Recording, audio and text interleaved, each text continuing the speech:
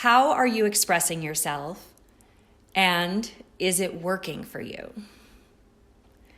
We can usually tell whether our expression or lack of expression is working for us by the level of anxiety or depression we carry.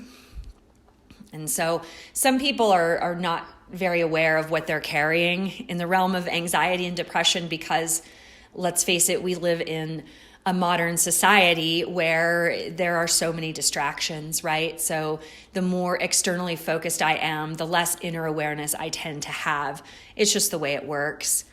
So may this conversation be an invitation to get really intimate with what we're carrying on the inside so that we can assess, is it working for me? And we don't have to get philosophical about this. We can actually stay very rooted in practicality to make this assessment. So in the wellness world, there's a lot of talk about just speak your truth, open your throat chakra and speak your truth.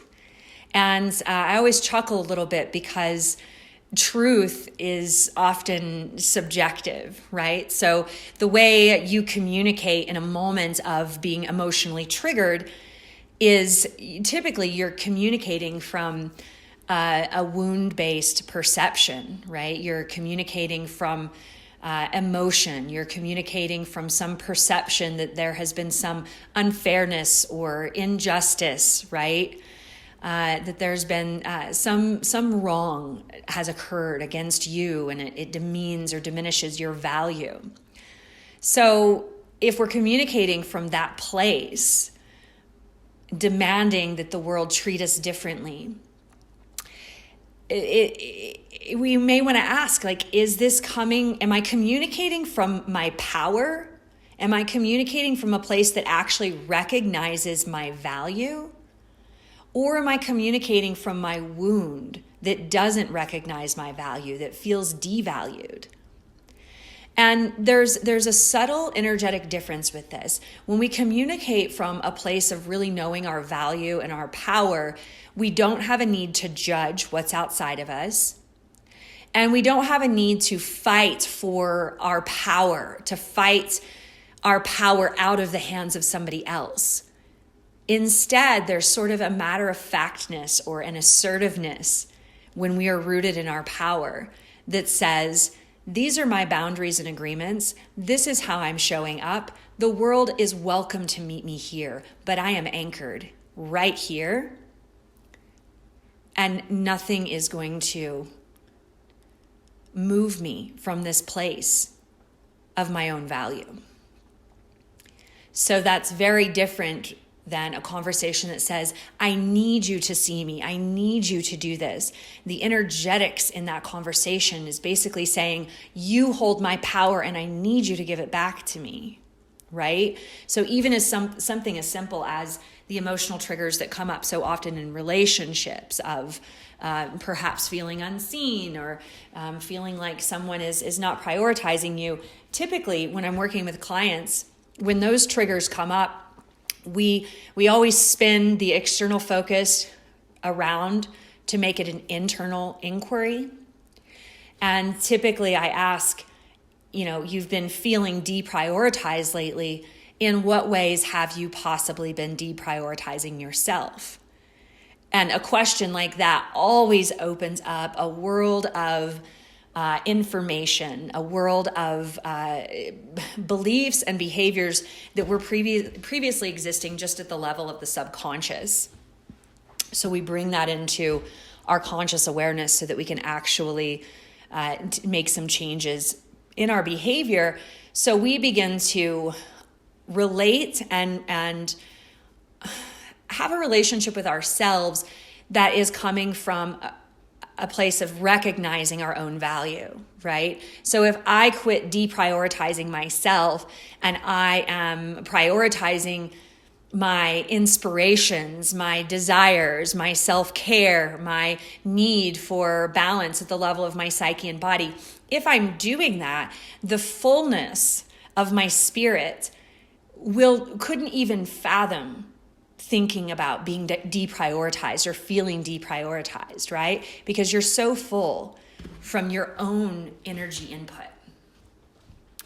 It's not to say that it's that we shouldn't want to have awesome relationships with other people. That's great. But the key is establishing that sense of I'm valuable, I prioritize myself, and the world can meet me here.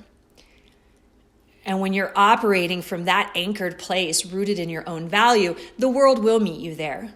You will attract relationship that meets you there, that recognizes that value.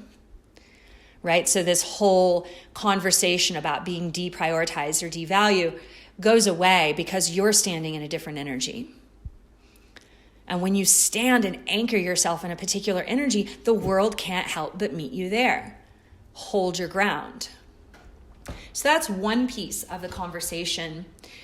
The other piece is taking a look at more of the subtleties of our lives, right? So every single person is subject to cultural programming. You come into the world, you are shown a certain way of life, and you're told that this is what life has to offer you. Here, have some of it. You better prepare so you can be worthy enough to have a piece of the pie that's available to you. And for all you know, this is the only pie that exists. Because it's the only pie you've ever seen. It's the only pie that anybody around you is talking about. But then you go out and you get that pie and you eat it and you eat it and you eat it. And one day maybe you wake up and you say, wow, I have all the pie, but I am so anxious. I'm depressed. I feel kind of numb. There has to be something more, right? And you wonder, but you're looking around and you can't find that something more because everybody's just eating the same pie. So it is those aches within our soul, the emptiness, the anxiety, the depression, the irritation, the frustration, those aches of the soul are your indication as to whether the way you're showing up in the world, the way you're either using your voice or not, the way you're creating or not, is it working for you? And if you've got these chronic pangs that you keep stuffing down and hiding, that's a sign that it's not working for you. And this message is here to say that there are other pies, right? There's a whole world outside of the cultural programming. So how do we start to tap into that, though? If our minds are just full of what's been programmed by the world, all of this information and all of these perspectives, then how do we access something outside of that, right? If our spirit is aching through anxiety and depression, then how can we soothe those aches? And the answer is you have to do it at the level of spirit. If your spirit is the thing that's aching, then let's go to the level of the spirit to find out what that part of us needs. So one thing that's so fascinating is that nature is doing this all the time. So right now you have 70 trillion cells in your body that are sensing how they need to behave in order to cooperate on behalf of the organism. 70 trillion cells are sensing their way into balance and harmony. Sensing it. Right? It's not a long, rational computing and analytical process. It's an instantaneous sensing. It's intuitive. It's an innate intelligence that exists regardless of the conditions in the external world. Right? This is an internal experience. And what happens, especially in our lovely modern ways of living, is that we are severed from those senses. Our senses are completely, they have been hijacked, they have been bought and paid for, and we're told what to focus our senses on. We're told what to pay attention to.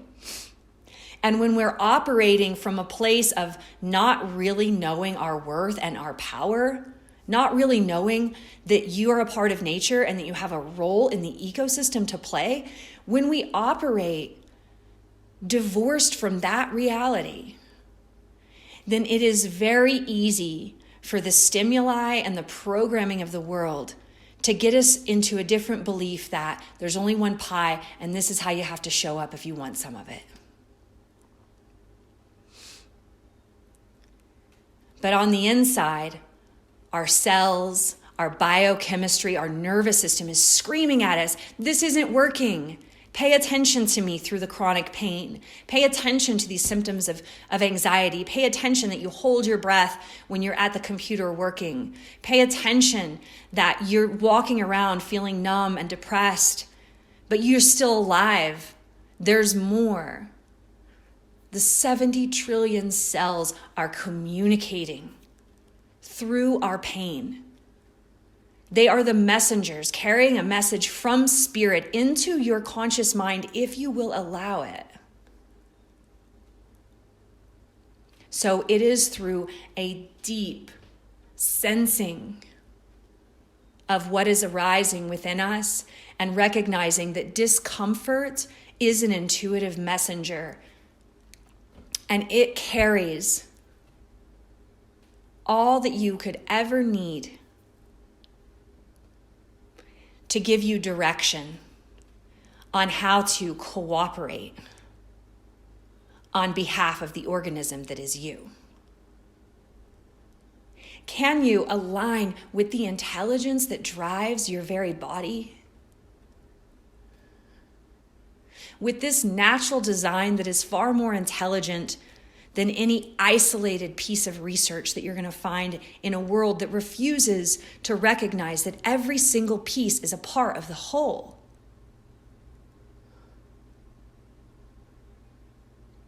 Come home. Come home to your senses and allow yourself to be directed by the intuition that is your birthright. And it is through this deep sensing that you become anchored again in your sense of power and purpose,